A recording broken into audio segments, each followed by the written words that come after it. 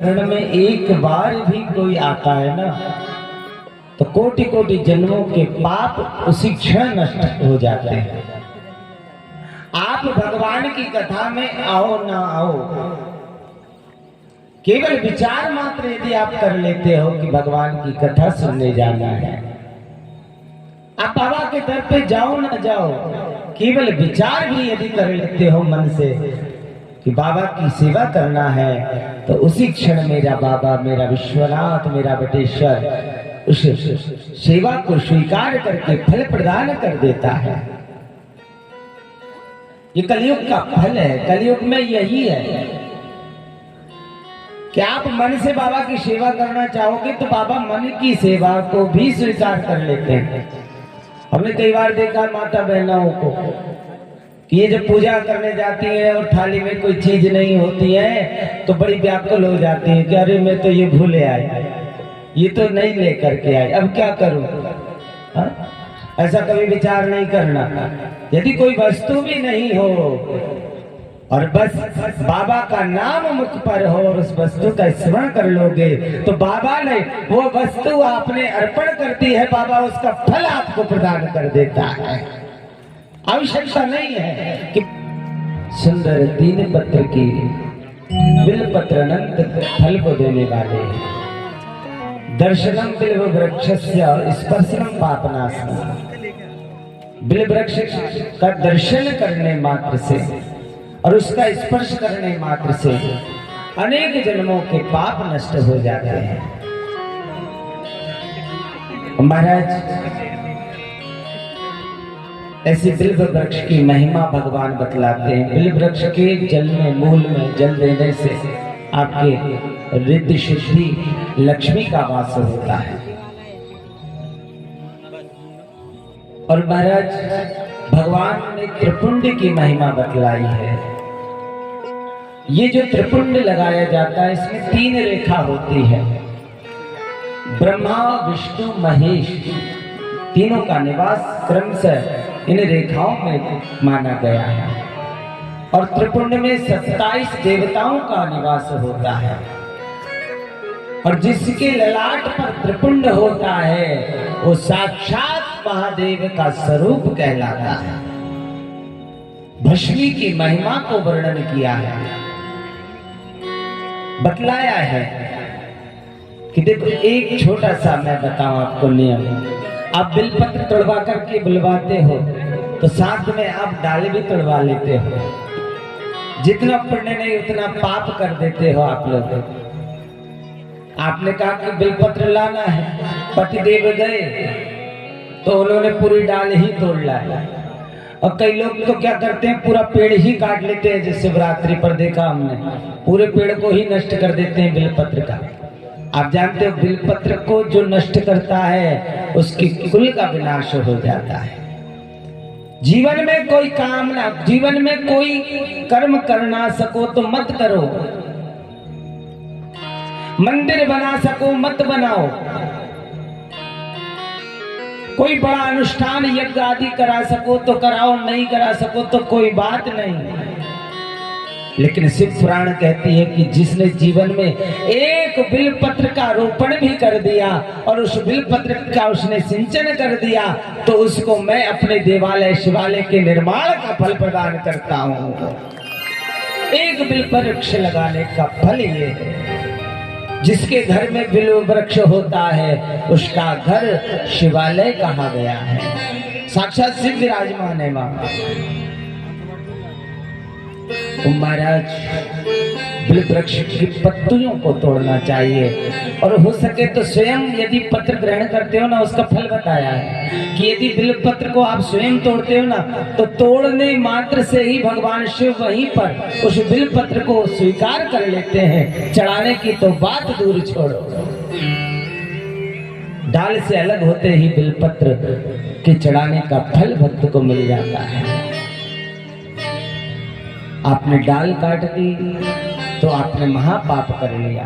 लेकिन अब ये हो जाता है। तो बड़ा सुंदर एक विधान दिया है शिव पुराण में कि देखो यदि पत्र भी सुंदर ना हो, कटा फटा हो, तो भगवान को तो मत चढ़ाओ, लेकिन उस पत्र को रख लो और उस डाल को जो टूट कर आ गई है उस डाल को सुखा लो और सुखा करके उसको भस्मी कर लो और उसकी भस्म बना करके उन पत्तों के साथ उसकी भस्म का निर्माण करके यदि आप महादेव के लिंग पर अर्पण करते हो तो आपके घर में धन धान्य की कभी कोई कमी नहीं आ सकती। महादेव स्वीकार कर लेते हैं।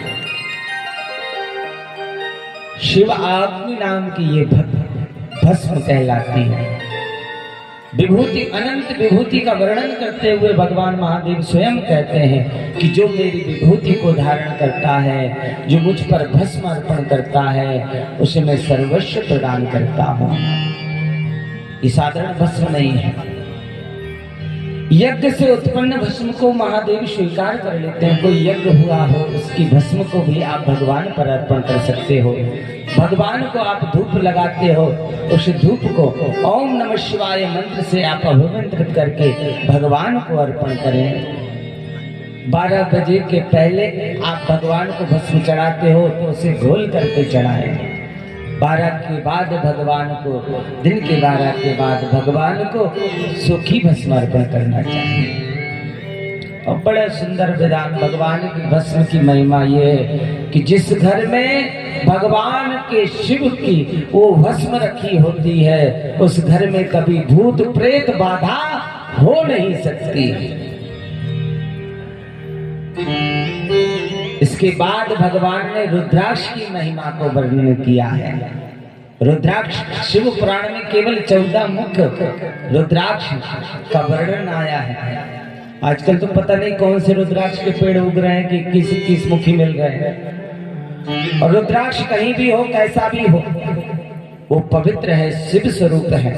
आजकल तो लोगों ने कहा है कि गुरुजी ये रुद्राक्ष वहां का है, वहां से लेकर आए हैं, और वहां के पंडित जी ने कहा है कि यहीं का रुद्राक्ष असली रुद्राक्ष है, यहीं के रुद्राक्ष में शिव की कृपा है।